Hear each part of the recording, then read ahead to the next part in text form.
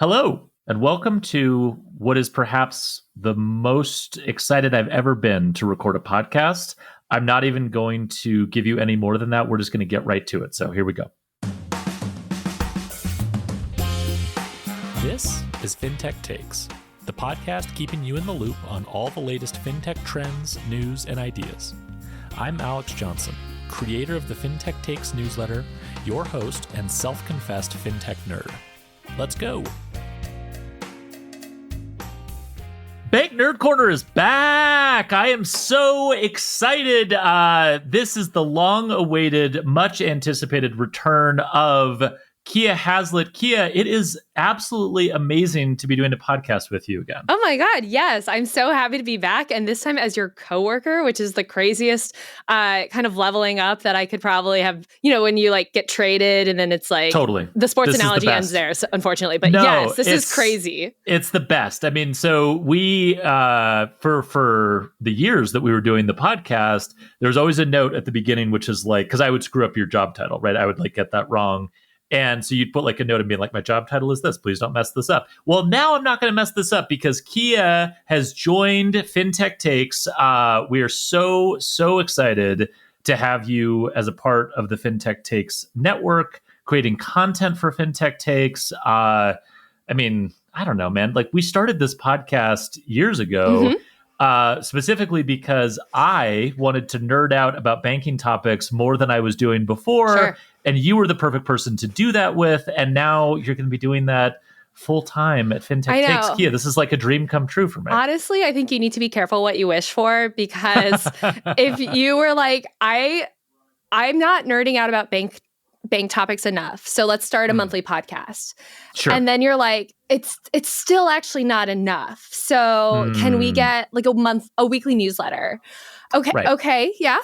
Now Sure. we're increasing. Like that's like, I can't even do math, but a big increase. Yeah. Big jump. And then it's going to be like add or layer weekly podcasts on top of that. All about, and I feel like that's like threshold nerdiness. Like, I think we've like maxed out. Well, so on that note, a couple things for listeners just to get you excited about this because it's going to be amazing.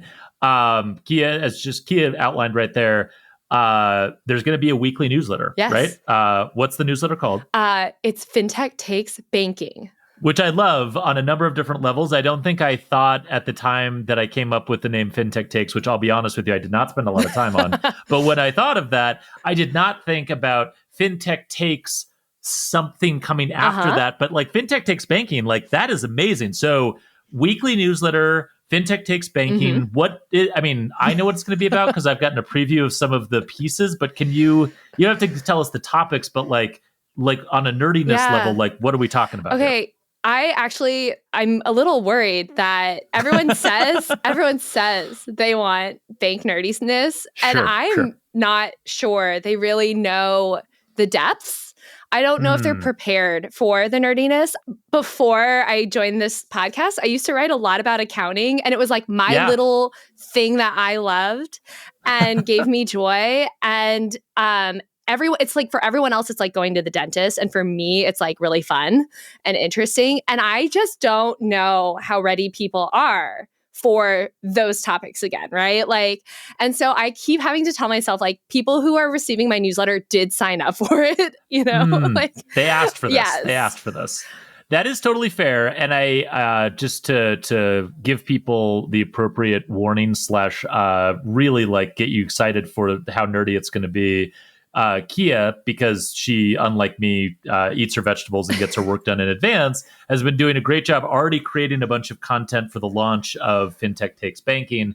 I have had the privilege of reading a few drafts in advance. And Kiah, all I can say is there are some really gross words in accounting that you didn't tell me was going to be happening. And I keep reading these drafts being like, is she messing with me with this? Is this a real thing? Grossing something up. That's something that we're doing.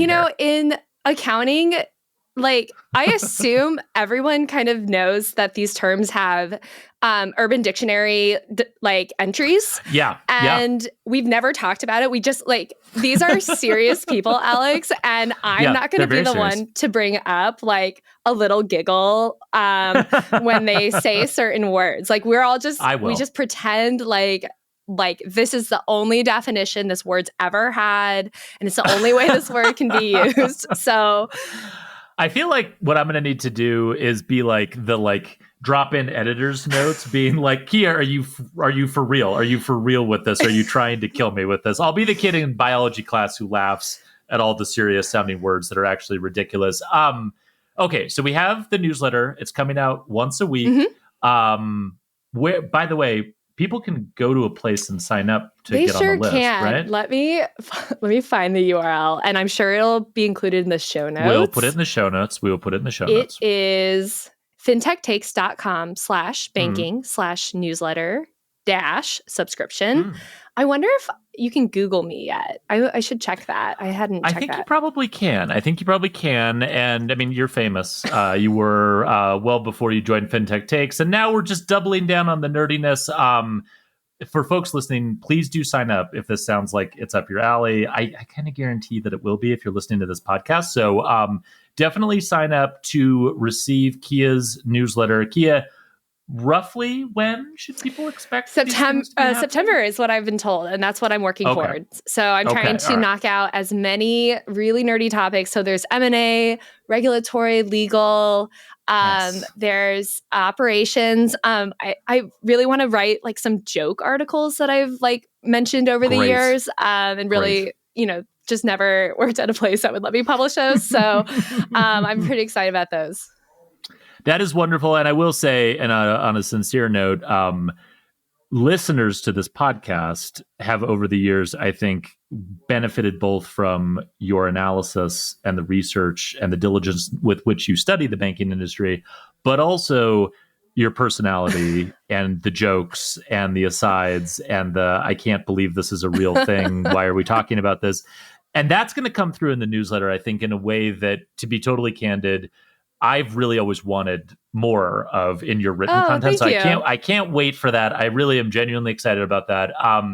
I also am excited for you to essentially like seize the Bank Nerd Corner podcast and take it. Yeah, this is a coup. And run with it. This is a coup. That's what we're listening to right now, is a real-time coup that is happening. Please explain what you're doing and why you're doing this to me. So, well, I'm better at it. So let's start with that. Back when I was a guest, the monthly co-host guest, I allowed you to have it. And now I'm seizing the means of production and will be taking over it. The podcast launched in October. I have been thinking a lot about the different types of podcasts we could do, the different, I don't want to, I'm mostly driven by creating things that I would like to read, but haven't come across. And so then I'll just have to write it myself. And so I've been thinking about what could I do for podcasts and who could I bring on for what kinds of conversations, and show formats or whatever. And I've been toying with a legal one, because that's come up a lot in our conversation. So that launches in October. Again, I have to get up to speed. I have to work ahead. I have to find these people. So if you have, and you and I have had so many guests on our show, and I really think that people like coming onto the show and talking about their nerdy bank thing. Totally. And then people enjoy listening to it. And I feel so good about the work we've done on the master accounts and on the BSCA and, Mike Sue coming on to play Would You Rather. So I'm hoping to do more of that. Excellent.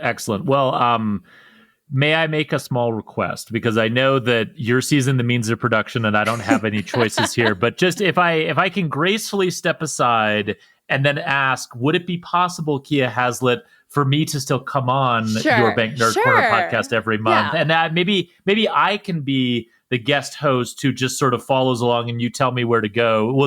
Can we still do this podcast together in addition to all those other great shows under the Bank Nerd Corner umbrella that are going to I think one of the most important things about joining Fintech Takes Network is that the appreciation I've come to have that there's a big overlap between financial technology and banks, or non-banks and banks. And so I actually think like we're going to be able to have even more of these conversations now that I'm your coworker, and they'll be kind of moving off of Slack, or they'll be moving out of text, and we'll just be able to have more of them and continue the OG Bank Nerd Corner while expanding the universe of bank nerdery. Yes, that's the perfect way to describe it, right? So for listeners, Bank Nerd Corner is going to become its own podcast feed. Kiah will be the host of it. I will still be coming on as a guest every month, but there will be other smarter guests who can get into other like nerdy areas within the Bank Nerd Corner universe.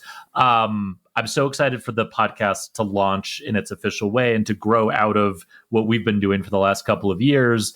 As Kiah said, that'll be starting in October. And then finally, Kiah Haslett, you've already been doing this, but now even more so, the Fintech Takes network is kind of becoming a place for more bank nerd conversations, we're right? also going to do a small takeover. Or there's going to, we're going to have warring factions, maybe? Warring factions. Yeah. I like that. Okay. That makes sense. So there'll be like sort of the unrepentant bank nerds in there. There'll be more of like my sort of fintech people in there. We'll try to maybe come to a truce on certain topics, maybe like open banking, where we try to get on the same side. Little hint of what we're going to be talking about in the podcast today. Okay, so if you want to get access to all of Kiah's brilliance, and you should, continue to listen to the Fintech Takes podcast, where at least for the next couple of months, maybe we'll do this before you officially seize the reins of production. Then the Fintech Bank Nerd Corner podcast will spin off into its own universe. Fintech Takes Banking will be starting in September. We'll drop the link to subscribe in the show notes. And then, of course, the Fintech Takes Network, our professional networking platform and community for bank and fintech operators, that is available to anyone who wants to apply to be a member of it. And there'll be lots of nerdy bank conversations happening there as well. Yeah, there's going to be just skyrocketing bank nerdery in all these venues. Speaking for myself, speaking I think for the audience, speaking certainly for all of your new colleagues at Workweek, we're all delighted that this is happening. So yay. This is so fun. I'm so happy to be back. And Kiah, in the interest of us coming back, I didn't just want to do this podcast and talk about you joining, although that's the headline news, that's the breaking news, obviously. I thought we also could maybe banter about a few bank nerd topics for old time's sake. Does that sound okay? Well, let's hit a couple topics, some of which I've talked about in other venues, but haven't talked about with you, at least not on a podcast. You and I have talked about these things. And then also some topics that I don't think really anyone's been talking nearly enough about, and that I wanted to have you on to talk about. So can I go first? Absolutely. All right, so I want to talk about the topic that's probably going to end up on my tombstone when I die, open banking. Obviously, folks who are listening know that there's been a lot of drama in the open banking space recently. To do a quick review of where we are at the moment, and by the time folks listen to this, I will have also published an episode with a special guest on open banking that gives a really deep dive into the subject. So cool. I'm not gonna repeat all of that, but just to bring us up to speed with where we are right now. And again, this is a topic where things seem to change on a very rapid basis, so this might not be totally up to date by the time you listen. But in general, what we know is that the CFPB requested and was granted a stay by the court in the BPI litigation so that it can initiate an accelerated rulemaking process to revise the existing rule and address industry concerns, such as the ability for banks to charge for access to the data.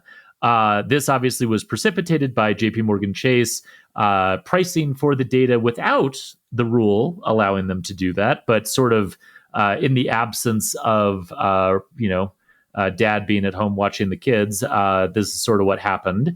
And now the Bureau has stepped back in and said, nope, we're actually going to revise the rule, and we are going to try to address some of these concerns while making sure that the industry, I guess, plays by at least some set of rules, or at least acts in a somewhat orderly fashion. And it's been reported by our friends at Bloomberg that that process has already begun. The Bureau is meeting with stakeholders and appears, according to the reporting, to be receptive to a number of changes, including allowing data providers to charge for data. This will then obviously manifest itself more formally in an advance notice of proposed rulemaking, an ANPR, which is essentially just a document that the CFPB will publish asking for input from the industry, and that will kick off this accelerated rulemaking process. So, Kiah Haslett, what are your takes on all of this? I haven't gotten to get you on the record on any of this. What do you think about all of the drama that's been happening in open banking land? Well, I think I first need to apologize because I had connected 8 of my 9 Chase accounts, which is my 8 credit cards from Chase and my debit card, to my YNAB account. I didn't realize it was causing so much API traffic for my bank. You're like single-handedly like submarining their profitability as a bank. I didn't know. So. I can see how many times the API kind of calls. Like you can kind of see when your budget updates every day. And the batch. You're the problem. I know. I didn't realize all these it. Batch requests. I'm so sorry, you guys. I didn't know.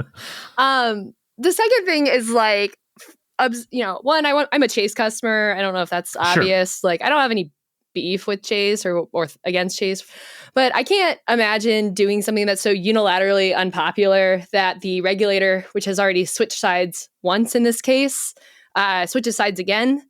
I also do think I don't know exactly what this says about the CFPB's argument and authority that they were presenting from a legal perspective, but it's not a good look. It's kind of weird, right? To go to the court and be like, you know what? These guys are right. We should just throw the rule out entirely. Right. We don't need this rule. And then to go back and say, actually, on second thought, based on, I think they said developments in the market, which was code for Chase doing this thing. Right. On second thought, we actually maybe need rules. I mean, I've compared it before to sort of an escalating contest of hold my beer. It felt like the vote CFPB and Chase were engaged in this let's see who can outdo each other with a crazy thing in open banking, and it basically Chase went too far got them to just if you're playing a game of chicken, this was where vote swerved off the road and was like, no, we can't do this. Well, this the other crazy. thing too is you said Chase went too far, and I think they went too soon. I think their timing was bad and it was too early specifically, because what would have happened if Chase, what would have happened if Chase did nothing for 2 months and then pulled this exact same move or something? Once the rule was actually vacated. Yeah, if the case itself had gone farther on its original the second path that it was on, and then Chase pulls the exact same stunt 2 months later, I think then the CFPB was like, oh no, we did this whole case. The court vacated as we asked them to potentially. And now we have so much less, I don't want to say power. That's wrong. That's the wrong way to say it. But we kind of miss our window of opportunity to do something the way that the CFPB is, I think, responding to its window of opportunity now. And it is it's not a great look, but at least they're doing the thing they think they should do when they can do it. Well, and to that point, from a timing perspective, I think one thing that's important to emphasize is if the rule had been vacated, then even if the CFPB had said, okay, we're going to work on a new rule, you're working in the absence of any rule being in effect. And that's a huge deal, right? Because in that environment, then it's just market power, baby. Big guys set the rules, and Chase is obviously the biggest, and so they could set the rules. The problem is, and I think you make a great observation, by going too early, and by sort of kind of forcing the CFPB's hand a bit into doing this. And I do think we should acknowledge the work I think that the fintech community did to make this a big deal. And I can't thank crypto for anything. So I'm you can do that, but I'm just going to be I'll do it. I'll say, I watched the Social Network movie like everyone else did. I wouldn't say I'm the most sort of generically predisposed to the Winklevoss twins, but Tyler Winklevoss tweeting might have actually gotten the job done here. And the timing thing that matters is we have a rule. The rule is in effect. Some of the compliance deadlines haven't hit yet, but the rule is finalized. It is on the books. It is in effect as of January of this year. And so now the playing field that you're operating on, if you're Chase and you're trying to steer this in a direction that you want, you have less leverage and you are naturally constrained by the rule that's on the books that you don't really like. Yeah. And then Kiah, I guess the other thing I want to get your take on is, like, in terms of what might happen next, I've been trying to sort of caution the industry a bit that banks actually got a lot of what they wanted the first time around. Yeah. And it never feels that way, right? Like whenever a rule comes out, especially if you're the incumbent, you're like, oh, like, we don't love this. We don't love this. Everyone was kind of grumbling when they walked away from the table the last time. But like, if you think about it, fintech companies wanted much looser restrictions on secondary data use. Fintech companies wanted a much more expansive rule that covered more types of data beyond credit cards and deposit accounts. You know, fintech companies wanted a whole bunch of things that they didn't get because, you know, as much as Rohit Chopra was not exactly a friend to banks, it's not like he was a friend to fintech companies either, right? Like he was kind of not a friend to anybody, except arguably the consumer advocacy groups. And as such, like, you know, everyone kind of lost to a degree in the last rule. Like, and I would argue somewhat evenly. That's what happens with rulemaking. And that's what should happen with like good rulemaking. Like an observation I would make about the previous process and then questions I have about this next process is when everyone kind of feels like they lost, I think that's like, I don't know, sometimes in soccer, something will happen and both teams think they were fouled and I won't have a foul or something. Like I just will be like, nah, that's fine. Yeah. And then I'm like, that's probably correct, right? Like if both people think that they're the victim and someone else wins, like I think that's probably like an outcome that I think like at least reads that the process was fairer than what I'm now worried about with this like Winklevoss tweet signaling is that the CFPB is influenceable in a certain way, or the CFPB's boss is influenceable in a certain way. And so maybe the CFPB saw what Chase did and was like, oh my God, this isn't fair. Yeah. We should use our power as a regulator and as vested by the Dodd-Frank Act to like intervene. But I don't think that happened. The amount of time that passed between those the Chase rule and the CFPB announcing this indicates that that's not what happened. And so actually what I would question is who is the CFPB going to listen to? Yeah. And where is that balance going to be struck? And the other thing too is like, I also like kind of in a prisoner's dilemma, are the big banks going to play nice? Like what if we do this ANPR and they still don't think they got what they deserved? And then they pull the same move. They file within 24 hours after the rule. Like, why would I trust Chase to participate fully and fairly and to accept what the CFPB decides afterwards? Like, this whole process makes me like really question all the players in the process in a way that feels worse than the first time this happened, right? I very much agree, right? I mean, I can tell you I was at Money 2020 last year, right when the rule was, after the rule had been finalized. So it's finalized like the week before. BPI filed this lawsuit like minutes after the CFPB finalized. In Kentucky, of all places. The like what we call the open banking mecca of America, right? Exactly. Yeah. It's not court shopping, Kiah. That's that's the white hot center of open banking. It's like the Delaware Chancery Court, but for fintech. Okay, right, exactly. Like it's like a total neutral playing ground. And you know, I was talking to a lot of fintech folks and a lot of bank folks at Money 2020, and I can tell you that like one of the things that was a real emotion, and sometimes like emotion and relationships are a big part of this stuff. I can tell you that everyone who was involved in FDX, which is the standard setting organization, whose CEO, by the way, is an ex-Chase executive, and that Chase has been incredibly involved along with a lot of the other large banks in setting the standards, and sometimes to the angst or frustration of fintech companies or data aggregators who feel like the banks have exerted too much influence in FDX and in the standard setting. They all felt like, hey, we did the rulemaking, we've been working together to set standards, and they felt absolutely 100% blindsided by the lawsuit from BPI, right? Like they felt completely blindsided at the time. Yeah.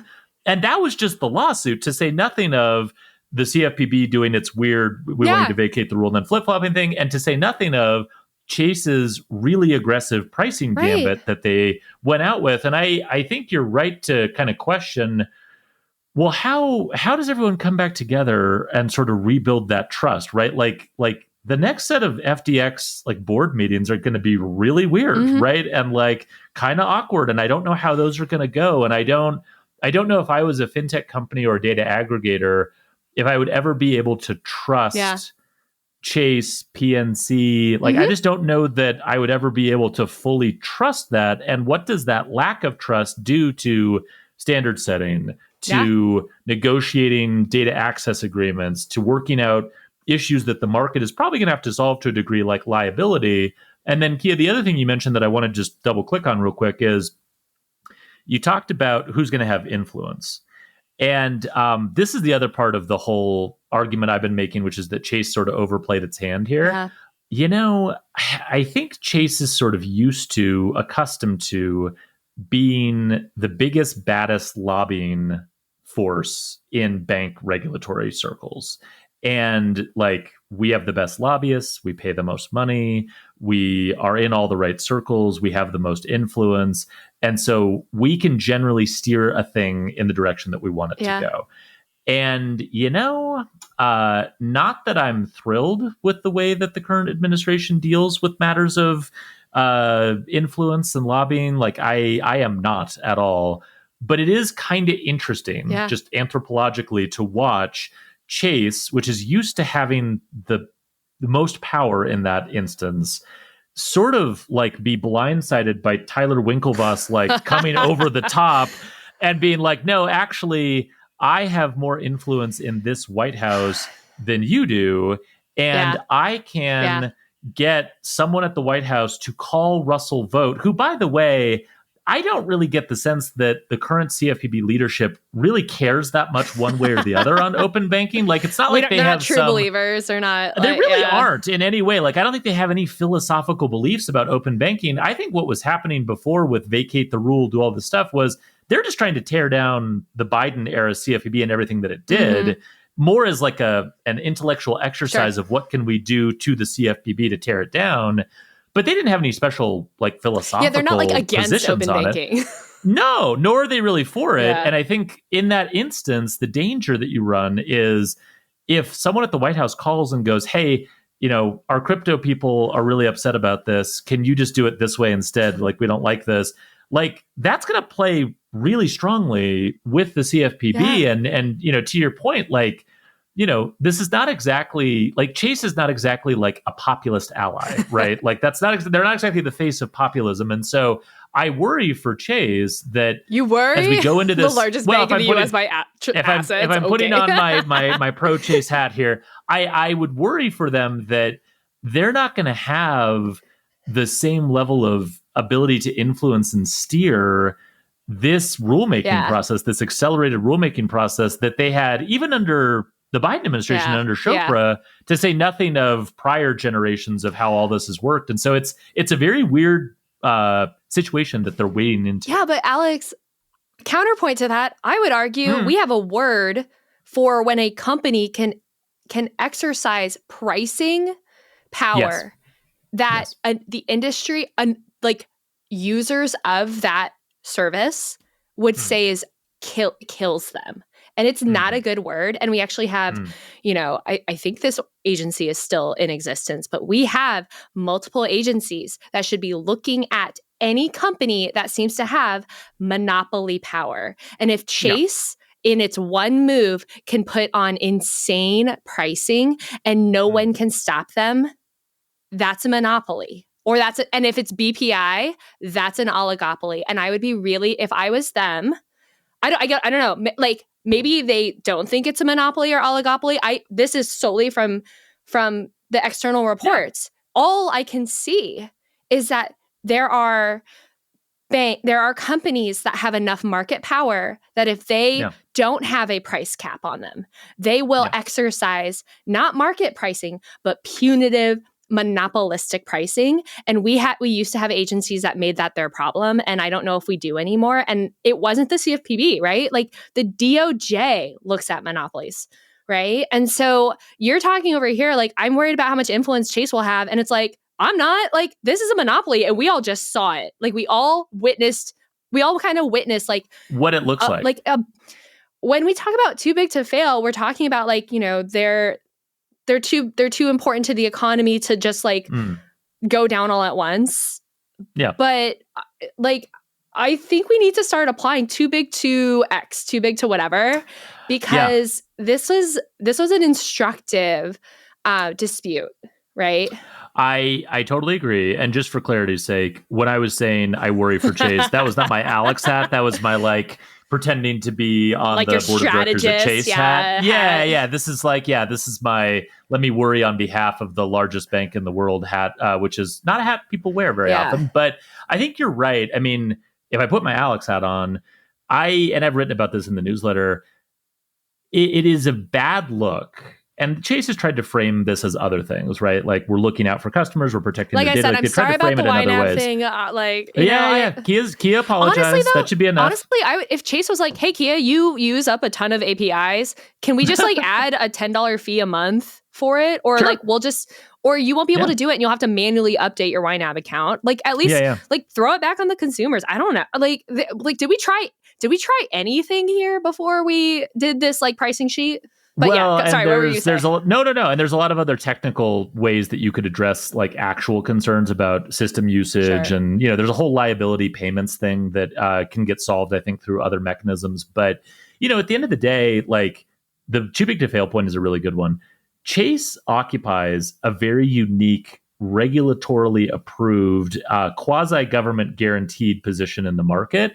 And it always has rubbed me the wrong way when Jamie Dimon comes out and is like, what is the government, doing, getting in the way of me running my business? And it's like, dude, like, the government authorizes your business. The government has given you, in some senses, your business. Like, you occupy a position that is privileged by its default. That's what a bank charter means.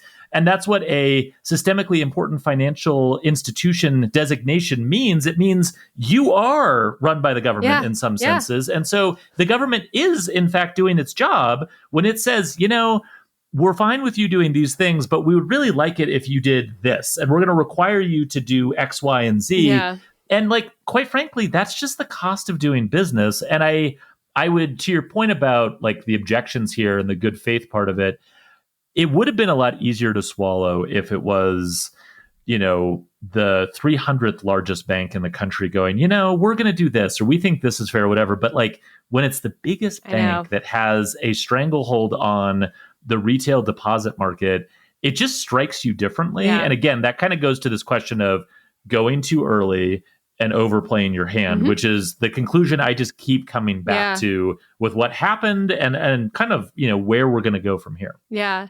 This all, I am interested to see how the pricing mechanism works. And it does feel like there's like a Durbin parallel here, which is that when the interchange cap went into effect, consumers learned that this thing that they thought was free was actually not free.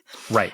And that, as like, I do think we should ask ourselves, like, what direction is API traffic going to go in? Why does it have to be like this? How much activity is needed?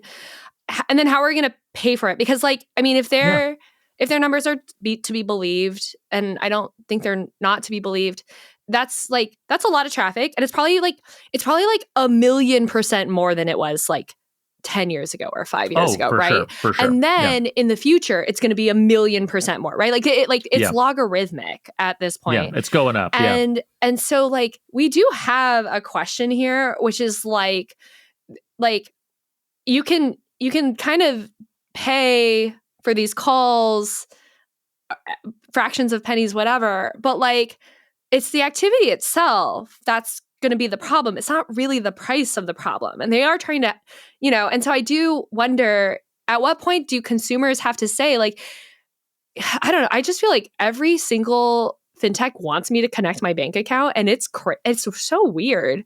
And it's just like, I don't think we need all of these things. And maybe I need to be a little bit more choosy, maybe like Plaid needs to offer me account that I pay like $20 a year for, and then that covers my API calls. I don't know. Like, I just don't know like what's possible here. And at what point do consumers really need to understand this is not a free service? No, I totally agree. And we continually dig ourselves a huge problem, I think, in financial services when we teach customers that the thing that costs money is free. It warps all the incentives downstream of that. And the Durbin Amendment and free checking and all this stuff is a good example of it. I think API access is another one. I mean, you and I have talked about this before, but it's like the fintech services that are built on top of this, maybe they should be charging a fee, right? Maybe they shouldn't be teaching consumers that their stuff is free either, right? We do need to break this addiction to growing market share in financial services by pretending stuff is free and subsidizing it in other ways that have other costs, right? So I think that's totally fair. I also think, and this is something I'm going to do some research on and probably write about in the future, but I do think we have enough examples from around the world in terms of other countries that have implemented this that we should be able to learn sort of normatively like what works best for creating a balanced open banking ecosystem, because they do it in Australia, they do it in India, they do it in Brazil, they do it in the UK, they do it in not Canada yet, maybe never. Canada's too stable for open banking, but I do. This want to be one of my newsletters is what's going on with the Canadian banking system. Trust me, can I tell you something? Whenever you write about Canada, just be prepared for some very polite but very mad people writing back to you in your inbox going like, "Hey, man, like, love your newsletter, but what the hell?" That's happened to me a few times. I am not going to write mean things. I think we could learn a lot from Canada's banking system. Maybe not in the open banking arena, but this is something we need to turn into a debate. But no, I mean, I do agree. Good or bad. Right. Future episode. So anyway, to wrap up on this one, I do think that there are some normative discussions that are worth having about what's the right way for this ecosystem to work. And the challenge, of course, is how much discretion does the CFPB have under Dodd-Frank to make those determinations? How much discretion do they have in a post-Loper-Bright world? See, Kiah, your bank nerd rubbing off on me. So I think that stuff is things that we're going to have to work out over time. But anyway, a topic I think we'll probably revisit in the future. Like, we can't even talk about this today, but the corner post decision was actually re-argued. And I didn't realize 15 years after the interchange cap was set, it was actually too high and wrong this whole time. Apparently it was. According to a judge in North Dakota, maybe? North Dakota. Yeah. So the second most probably the Chancery Court for Delaware, whatever, for banks. No, I didn't realize like gas station interchange didn't have to cover fraud, which never happens at gas stations. And so, I have a whole, I'm not a defender of interchange, but I got so mad when that came out. Like, I was like, you were off your rails. Okay, so wild. That's not what we were going to talk about, though. Well, no. So there was another thing that came up that's been kind of burbling for a little while, and I selfishly asked you, as I do on this podcast, at least until you take it from me, that you do a little research and educate me on national trust charters, which I'm seeing all over the place, and that our friend Jason Mikula has done some great writing on, but like we haven't talked about it. Kiah, what's up with this? Okay, Alex, I am not rich enough, so I don't use a trust bank, right? I don't have like a family trust.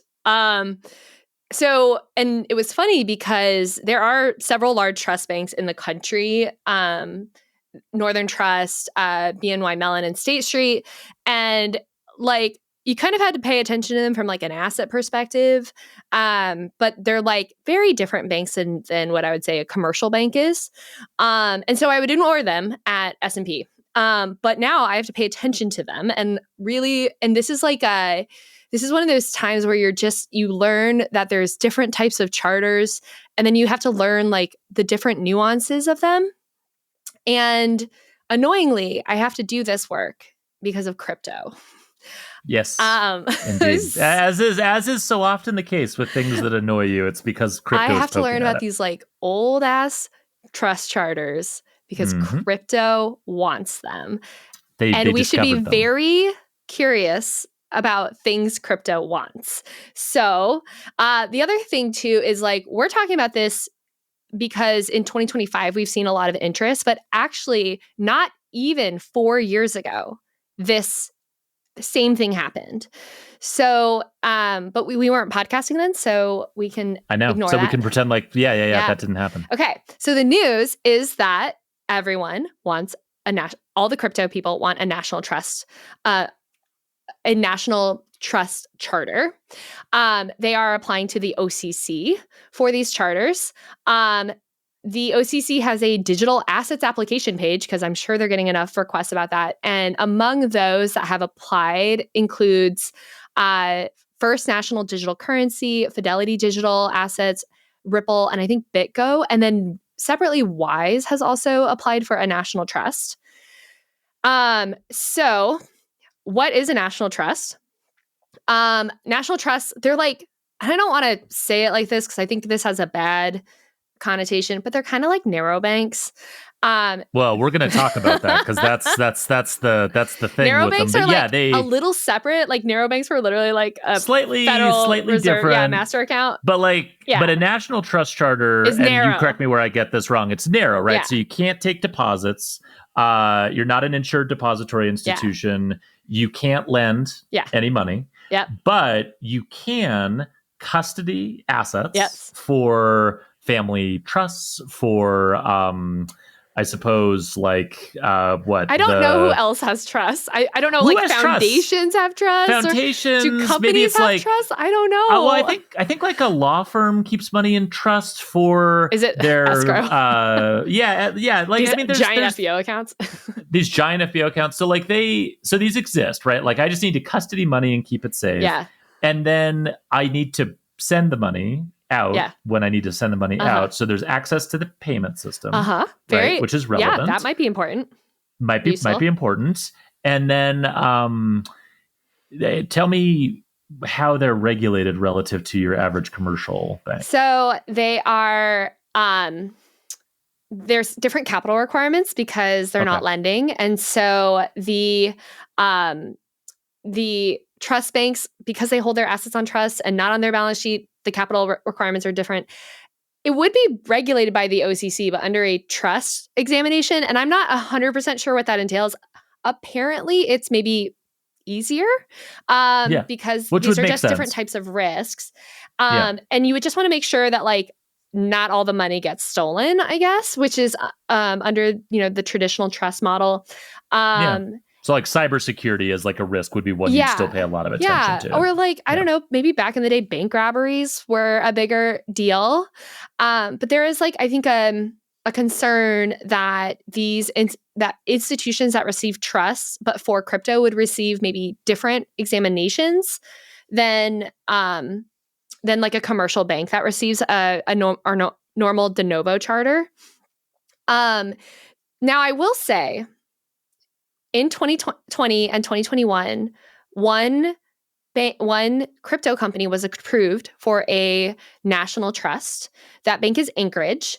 And so they have been supervised by the OCC for several years. And Anchorage published a blog in January, basically saying the OCC actually is a great regulator for these applications because they have experience and no one else has experience. So that's the applications, right? That's the trust. So, that's not the controversy. But obviously there are people who do not want these companies to receive trusts. Whenever there's a surge in applications of anyone getting any type of charter, all the people who have the charters get nervous to varying degrees. So who's getting nervous right now, and what arguments are they making? So actually, and this this letter was filed before some of the applications were filed. So whatever. It's the ABA, the Consumer Bankers Association, the Independent Community Bankers Association, the National Bankers Association, and then, very excitingly, a credit union, which if you are bringing the credit unions and the banks together, everyone's worried. You've achieved something great. Yeah. Well done. So they sent a letter to the regulators arguing two things. So the first is that the public portions of these applications don't provide enough details for meaningful public scrutiny, because there are public sides of the application and there are private sides or confidential sides.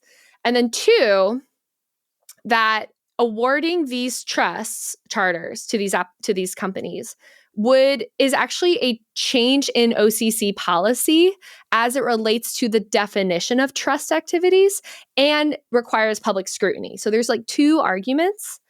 And it's interesting because I guess you could argue that to the first argument, argument the first, that's just not what regulators do. They publish the public side of the application, and then they keep everything else. And like, I can't go ask the regulator, I can't FOIA it because it's been deemed confidential under whatever the secrecy or whatever, confidentiality, trade secrets.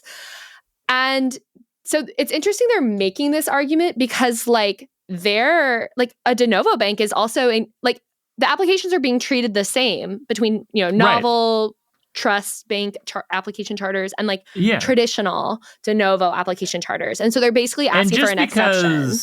Yeah. Well, and just because like there are a lot of these companies applying, like, I don't really get how that means that the standard that they use, it's not like the OCC is not reviewing the applications in their entirety, right? It's just not all of it is public. Right. It's like, we're not allowed to look at it, or they're not. Right. Really, the trade groups want to see what these applications, because they probably want to pick them apart. Which I understand, but like, that's not their job, quite frankly. Yeah. I mean, other than the ABA issuing the routing numbers, there should be no. You don't have any involvement in this. This isn't your job. Like, stay in your lane, bro. So that's one argument. Here's the thing. Is I'll co-sign this if I can get confidential application information from a lot more than these applications. Right. Like, you better be really careful. This is one of those arguments where you better be careful that how you make it, because they're just trying to be like, well, this group's special, but the other groups are fine.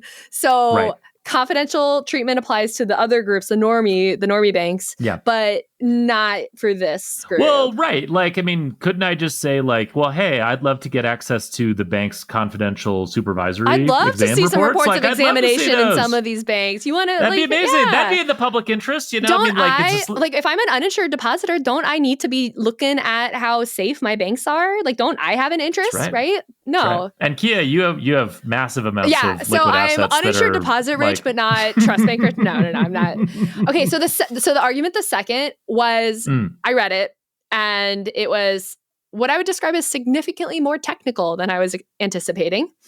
Yeah, your explanation in the notes for this episode did not exactly make it clear to me. So try your best. So it stems from, as far as I can tell, two definitions: the word custodian and the word fiduciary.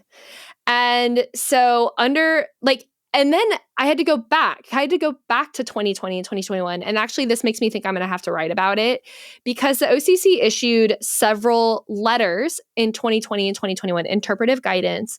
One was like under Brian Brooks, and was like, hey, custodying crypto is custodying. Like, or whatever. Like, it counts. Yeah. Like that activity is defined like under custodying. And then in 2021, there's a presidential change administration, and then the OCC. I remember that. The OCC doesn't rescind that first letter, but they put out a second letter that's like, so yes, we will allow that first letter to stand, but you can't do this activity unless you get a non-objection from us. So it wasn't like a full 180, but it was definitely like slow your roll. Like, and that's where, like, between those two letters coming out, a bunch of companies applied for national trusts. And I think the OCC wanted to give itself some flexibility and like take back some of its power and like kind of telegraph like it's not a free-for-all. Okay, so now that's not, like, we've had another change in administration. And so the OCC has actually rescinded this second letter. So, and like, I don't know. So no more non-objections. No more non-objections, but the first letter stands. And it seemed, custody still counts for crypto. And so it seemed like, and so like in 2020, apparently these trade groups also argued with that letter. And I don't think they like sued I think they were like, one of the issues is that this was issued as interpretive guidance. It wasn't a rule. Which is kind of hard to, yeah. But right. Guidance isn't rulemaking. Like famously in 2019, we're just listing off years, but in 2019 and 2020, there was like, it was when McWilliams was at the FDIC. There was like guidance that came out that was like basically like guidance is guidance. It is not rule. If you want to tell someone it has to be this way, and they said this for like supervision and examinations. If you examiner want to tell a bank like you're doing it wrong, I said so, you have to be able to point to a rule. And you can't point to a letter of or interpretive guidance. And so this whole like letter citation guidance is guidance thing is really interesting to me, and it's like not settled.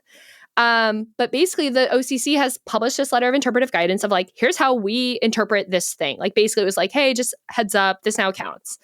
And well, and by the way, just as a side note, like, and I mean, you know me, I'm appropriately skeptical of crypto stuff. I maybe some people would say too skeptical. It can't be more than me. So I certainly, it's not more than you, and I wouldn't say it's too much, but undeserved. Importantly, not at all undeserved, based on just having been alive for the last 10 years. But the thing that when that argument about like, does this count for the purpose of custodying? Like, I think it kind of does. Like, I hate to say it, but like, isn't that exactly what? Tell me how it doesn't count. You know what I mean? Right. Like, isn't custodying assets for crypto just a different version of custodying? Like it is, right? Like that is what it is. What I also like, I need to like look up more, but I think Bank of New York Mellon custodies crypto. They do. They're a huge company. And the only reason why I know that is because of a special accounting treatment that they received for it. No, they do. I mean, like so, the big custody, the big trust banks are the major bank partners for the crypto ecosystem and for stablecoins specifically. So, like, again, tell me how it's not. And like, genuinely, I kind of don't know. And maybe it's because I'm not rich and don't have trust, and I don't understand. Like, okay, if I like. It's weird because they don't take deposits, but if I have like a bunch of money in a trust and then I put it at a bank, that's normally becomes a deposit and a liability. But somehow, if you're just the overseer of my thing and I pay you a fee and you don't touch my deposits, then it's not a deposit, I guess. So that brings us to now we're at the limits of my knowledge. No. I mean, you brought us right to the edge of the conversation, because this is the thing I wanted to ask you about. So I have noticed that in a lot of these arguments, there'll be the things that the trade associations say, and then there'll be the thing they actually think, but they don't say. And the two are not like, they're always synonymous, right? And a lot of times the thing you're concerned about, and this is the open banking chase thing too, right? The thing you actually want to stop or that you're worried about, if you say it out loud, you look like a monster, or you look like a monopolist, or you look like someone protecting your incumbent advantage. So you say other things, you make more technical legal arguments. Isn't the actual objection here that a national trust charter was originally envisioned to be a narrow type of bank charter for banks that wanted to be in the business of custodying assets that were illiquid and not used in a transactional sense? And as such, they obviously aren't treated as deposits. You can't use them as deposits. You can't lend. So you're not really a bank. You have this narrow kind of regulatory treatment, but you do have a bank charter. You are considered to be a bank. And importantly, you get access to, if the Federal Reserve deems it okay, a Fed master account and sort of the access to our payment rails, because you need to move the money in and out of the trust account in, I would presume, a relatively infrequent basis, the way that a trust would work, right? So you fast forward through all of that, and now we have stablecoins. And stablecoins are a type of crypto asset, a token, that requires the custody of backing assets, right? Under the Genius Act, it's treasuries or overnight repos, right? It's like very like liquid, very trustworthy assets that need to be held in reserve for stablecoins. So you need to keep those reserves somewhere. You need to have someone custodying those assets. However, Kiah, the difference is that stablecoins sort of function as deposits, right? Like stablecoins can be used. It's funny because that's the part that I think is like, if you're going, oh no, this is not a misuse of the national trust charter. Well, yeah, it is, because these are deposits. Alex, in my nerdy bank, I'm going to have to. Yeah. It's funny because I have thrown the word deposits around for fully 15 years, and stablecoin. Your question of like, doesn't it function like a deposit? And it's like, I don't actually know, because like I feel like I know how deposits function in banks, and they like move around when money enters our banking system and it's moved in, it like moves around as a deposit. And then it's like, okay, but like, I don't know. I was looking up tokenized deposits because you were going to make me maybe talk about them, and I'm hoping this podcast has gone. You might have run the clock out on that conversation. I was working so hard. I know. But I was like, why are we using different words? Like, I don't understand why the words are different. And I'm like, maybe I'm missing something. Maybe I'm missing something really important. But the same with stablecoin. I don't know why these words are different. No. I mean, you're exactly right? The critique of the Genius Act was that it was defining stablecoins by what they aren't rather than what they are. And it's like, tell me what the thing is actually. But like, I think about it in terms of utility, right? So like, what does a deposit do? Well, okay. A deposit is a safe place to keep your money. A deposit is a transactional mechanism that allows you to pay people and to move money around. A deposit is, what else? Like that kind of functions. For banks, like deposits are a debt, right? So the most important thing we have to know is that they're a debt, and the bank takes the debt and then lends that out, and then they make money. Right. So that's right. And to me, critically, that is the part where stablecoins are not deposits, right? Because the Genius Act does not allow you to lend out against the money that you're bringing in for stablecoins. The reserves have to be fully backed. But really, and this kind of ties back to what you were saying earlier, doesn't that just mean that these national trust banks are now just becoming fully narrow banks? Isn't this narrow banking, where it's a deposit in the sense that it's a place to keep your money, and it facilitates payments because you have access to payment rails and you can like move the money in and out easily? Isn't this narrow banking? What am I not understanding? Narrow banking has actually a very specific definition that it specifically involves the Federal Reserve. Something that I thought was really interesting. You kind of assumed they would get reserve accounts. Is this a bad assumption? Just having the charter does not necessarily mean you will get the reserve account. Right. But we are also adults living in the world of the, I don't regulators know if Mickey doing Bowman wants them to get reserve accounts, but that's the question. It's a separate I can say it's a separate application. It is. The Federal Reserve has been forced to say it's a 3-tier system that they evaluate. Yes. I would say under their tiers, I think we can say safely that commercial banks have like the easiest that will have the easiest tier 1 application process. And I believe that digital crypto banks that have a charter from someone, right, they're not tier 1. And so the whole time meaning they have a harder time. They have a higher road to go up. And so I was looking if Anchorage has a national a master account in the Fed's database, and I can't find it in either the request for access or the existing access. Protego applied. They were tier 2, and they applied in 2022, and under it says pending. So which could mean never in Federal Reserve language, potentially. Or not. And so I think that it's one of the observations I was making is like, I actually think it's really interesting that the trade groups, are they worried that the OCC is not going to do a good job supervising these institutions? Are they worried I don't think they are. Are they worried that like the OCC, I think one of the things is like the OCC under the Biden administration, I think was less interested in giving charters to anyone. I agree. Yeah, right. And they don't have that OCC now. They have ostensibly a more industry-friendly OCC.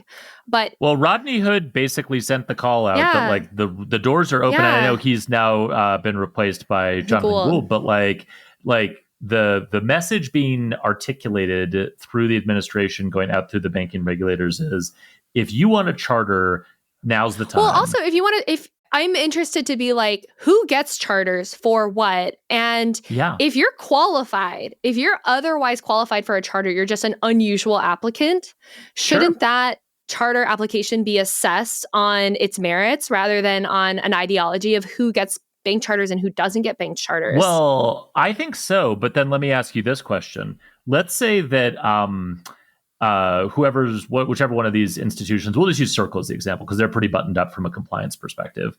So they get, let's just say they get a national trust charter, which, they're not dumb. So if they've gamed this out, they probably feel like they have a pretty good chance. And then let's say that they go and apply for a Fed master account, which they've said they intend to do. And the Fed is assessing that master account application. And even though it's coming from a different tier and they want to be more careful in evaluating the risk, that they come back and say, we really don't see any risks in terms of this being used for money laundering or this introducing kind of systemic risks or anything.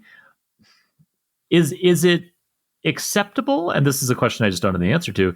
Is it acceptable for the Federal Reserve to still say, this is narrow banking. This is not the banking system we have or the banking system we want. And therefore, you don't get access to a Fed master account. Yeah, even we would though prefer in if our every other banks respect, do monetary policy with our accounts. Well, right. I mean, at some point, the Federal Reserve is making a normative judgment about the type of banking system we want to have, even if the applicants have a trust charter and are deemed in every other respect low risk. If you're coming to me and saying, hey, we want to do narrow banking, it kind of is the Federal Reserve's job to say no, right? Or unless I'm misunderstanding. I guess we need to ask Mickey Bowman. I know we could ask Julie Hill to place odds for everything. We should have her back on. Just every year she has to come back on for one explain area master of her accounts aspect again. or research. But I mean, in the past, the Federal Reserve has cited that. I don't know if that's the wishes of their heart. Thinking. I don't know if there's a secret thing, which is we think you're giant big money launderers, but we can't say that. It's very rude for us to say. So we'll just say that you are going to be a narrow bank and we don't want narrow banks. The Federal Reserve, it's the Federal Reserve's thing. They can kind of change it. And I think one of the things I was arguing is if the OCC falls as the ideological barrier to these institutions getting charters, the question is the Federal Reserve the final one to fall? And we will find out. This is the Jon Snow standing alone with the sword as horses charge at him meme. Is that the Fed just holding the line? And here? In the past, the Federal Reserve has given away master accounts. I think the state of Tennessee has a master account at the Federal Reserve. We're not enacting monetary policy. It's just so we can pay people easier. It's weird. Right. And so they act like this is a precious thing. And I think it's a privileged thing, but it definitely is we need to understand that when you run a payment rail and the question is, does anyone get to merge onto the rail or connect to the rail? Or how good does your argument have to be that you have access? And and how rigorous and unbiased does the Fed's process need to be around this, which has been a subject of scrutiny. The other thing too, you know what I need to figure out again with these stupid national charters that I need to research about, or trust charters, the trust charter, is does Circle have to become a bank holding company? That is because I know with marvelous ILCs question. They don't. That's a really specific thing about the ILC charter, but if Circle has a national trust, I would assume there's a parent co. That's a public company, in fact. And if the Federal Reserve is oh, you can have a master account, but you got to be a bank holding company, and we're going to come in here, I don't know. Is that the trade they're looking to make? That might be fun. Yeah. Well, no. And I think the last thing I wanted to ask you about, and it's tangentially related, but it's important with this one is, can we talk about Erebor for a second? Is that how you pronounce it? I'm not a nerd. I'm a nerd in that way, so I didn't Not a nerd. Come on, Kiah Haslett. My fantasy world is not Lord of the Rings. Okay. I know. Top Gun with dragons. So the Erebor, for those who are listening and who don't know, is the de novo bank, I guess would be the right way to describe it. I think, I looked and it's a de novo bank charter. De novo bank charter. So this is a new bank that Palmer Luckey, the CEO of Anduril? Is that also Anduril? a Lord of the Rings word? Yes, it is. So this is like part and parcel of the Peter Thiel, everything is Lord of the Rings in his brain world, which hate it. And the only thing I'll say is that J.R.R. Tolkien was actually really opposed to like industrialization and war, generally speaking. And so the idea that all of these large companies, many of which work in the defense industry, are borrowing names from words that he coined probably wouldn't thrill him. So anyway, set all that aside. It has been reported that Erebor is going to be this digital bank that Palmer Luckey is starting that I think aspires to basically replace Silicon Valley Bank as the bank of choice. Yeah, awesome, right? As the bank of choice for startups, VC-backed companies, crypto companies, like the defense companies, kind of this like new industrial finance defense right conglomerate of corporations. I don't know. Because of the connections that they have, I think they will be very successful in attracting business, right? A thing I've noticed is that the VC tech ecosystem tends to sort of take care of their own. So one imagines that they would be successful in attracting customers when they are able to launch. Large uninsured deposits. Sure. Never taking out loans. Let them flow, man. Let them come in. And this time it'll be different. It will be totally different, Kiah. Well, and so related to all of that is some reporting that came out recently that suggested that a part of their pitch that they're telling investors is that they will also leverage Palmer Luckey and others' political connections to expedite the process of getting their national bank charter. Now, to be clear, this is not a national trust charter. Correct. This is a fully fledged de novo national bank charter, also with the OCC. And Kiah, the reason I wanted to bring this up is it feels like this bank is going to be a major player in the crypto ecosystem. And B, what did you think of this argument that, even though ordinarily it takes a while to get a de novo charter and it's kind of a pain in the ass, we can expedite it because of our political connections. What do you think about that? No, I think that's bad. I think it's an unequivocally bad thing. I think it's bad that he feels comfortable saying this. Even if in a private context. It's definitely an inside thought all the way around. Yeah, like a don't ever put this in a PowerPoint thought kind of thing. Yeah. But this, I think, is, I think one of the things about the banking industry is like the perception, like legitimacy matters. And sometimes that's really annoying to kind of encounter. But that all of us in the banking industry care about our images, right? Because you really need people to believe that you can manage the risks that come with maturity transformation and lending and aren't going to fail. And so this gets telegraphed in a lot of different ways. And at banks, it's big bank vaults and marble and everyone wearing suits. Nice pens. Yeah, right. Because they're all just trying to telegraph seriousness and conservatism.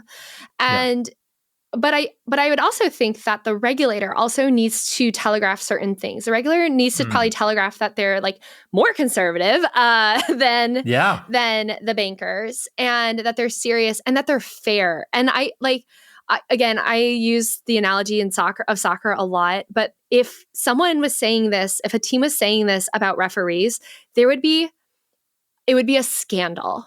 It would be a scandal. That referee's reputation, if it was in any way seen as like true, would be destroyed. And wouldn't that referee in the next game they had with that team go out of their way to demonstrate their independence? In my referee world, that referee never sees that team again. That is how serious these allegations would be taken. That there would be a hint of favoritism, that you cannot be objective, that the other team would never believe this referee, right? There are, and so you would want to make like this. I think is very. I don't think the OCC should necessarily comment on this, but I think that this is very bad that someone says this, and I think it puts the OCC in a very awkward place, because if it's anywhere close to 6 months for a de novo bank charter, like like, which is normally what, Kiah? It's okay. So Vero took 3 years to get a charter from the OCC. And from everything I've heard, it was ridiculously difficult. And Vero is every like, to be clear about it, like, it's just a digital consumer lender. And I want to say that, like, it's like kind of bread and butter consumer relative to some of these banks. Yeah, it's Chime-esque in a lot of ways. And then Protego, which had a state charter, they were granted conditional approval by the OCC to convert to a national trust charter in February 2021. That expired in 2 years, and they couldn't do it. Like, so couldn't do it. It's the a long OCC process. was like, I don't want to say they were backburning, but like, and I'm sure, like, I believe the OCC if they're dragging their heels on this stuff in a way that, like, with M&A applications, I kind of am like, okay, I think you're taking a little too long on some of these. But on de novos, it's like a way of thinking about it is we're letting you into this exclusive club. Yeah. The whole point is we need to know that we can trust you to do this. This is why there's that kind of probationary period, right? Where you have to, like, not deviate from the business plan that the OCC approves. Like, there's a process to go through. You and I have maybe criticized the process in the past as being too onerous and discouraging de novo formation, which is kind of ironic that we're on the other side arguing it. But like, I think you're right. It undermines the legitimacy of, I think, all regulators, quite frankly, if you can demonstrate that, like, my political connections will allow this to happen. And quite frankly, like, to tie it back to the Fed master accounts, and open this banking. is the same thing. And open banking, like, this is the same thing that we see in other areas, right? Like, oh, well, this applicant for a Fed master account has someone who used to work at the Fed on their board and they got approved. Like, that doesn't look good. You know, the crypto company calls up the White House and suddenly the CFPB is reversing its position on open banking. Like, that doesn't look good. Like, these things, even though you can understand the political realities behind it, like, these institutions are supposed to have credibility that supersedes and outlasts any one political era. And it's very damaging to them when that doesn't happen. Right. And I think, like, you know, the OCC, it was interesting because I think like, it's funny that all these, like, companies want a national charter, because I was not under the impression that the OCC is a particularly easy regulator. No, I've never been under that impression. So, and normally it wasn't like the Office of Thrift Supervision back in the day. And so it is interesting that, like, they are opting for this. Also, on the name thing, so I don't like Erebor, but also you and I have talked about bank names before. And I think that these, like, think about it. These are crypto banks. These are digital, like, innovative, on the forefront. And the names that they have come up with, let's just laugh at them for a second. Fidelity Digital Assets. And then First National Digital Currency. Which is the Circle one, isn't it? And then, but that's not Circle. And then National Digital Trust. Which, like, terrible. Can we just, there's, like, the word digital is appearing in all three of these. And I hate the word digital as, like, similar to hating the word cyber. It feels like 1998 coded. Yeah. And then the net with SandDB. Right. Yeah, totally. www dot. But the other thing too is, like, these are boring as hell names. And they're like, they're almost like, don't look at me. You can't see me. I'm not here. They're, like, designed to be invisible. And I think it's so funny that they're so banal and they're, like, deeply uninspired. And at least, like, the nerds over here, the Lord of the Rings nerds, were like, oh yeah, like. Well, all I want, Kiah, is I want names that aren't banal and terrible, like the ones that you just listed, but also please just leave Lord of the Rings alone and stop. Like, is it at all possible to be truly uniquely creative? Like a Fintech Takes company name generator, and you can put in, like, I love this idea. Fintech name, or you can put in a bank name, and then you can put in how many vowels you want. And then are you okay with an EY, like, you know, where you change the E to a Y? And then should the word be from a work of literature where the copyright has expired? Or should it be, like, as generic and forgettable as possible? Okay, so we need to stop the podcast there because that is the perfect idea. And just the reason, by the way, that you joined Fintech Takes is to bring ideas like that to life. That is exactly what it is. So, Kiah, congratulations, you ran the clock out on me being able to ask you about tokenized deposits. Well done. I won't forget about that. I will circle back to that topic in the future. We also didn't get a chance to let you get revenge on potato-related topics. So we're just not going to do that because that would tack on another like 20, 30 minutes easily of us yelling at each other. Instead, I will just say this is like the most fun I've had in months. I'm so excited that you joined Fintech Takes, and we're going to do this again many, many times in the future now, which I'm very excited I'll about. see you next month. Okay, sounds good. All right, bye. Bye-bye. Thank you for listening to this episode of Fintech Takes. Stay up to date with emerging companies and the latest fintech trends by subscribing wherever you get your podcasts. And if you love Fintech Takes, please tell a friend.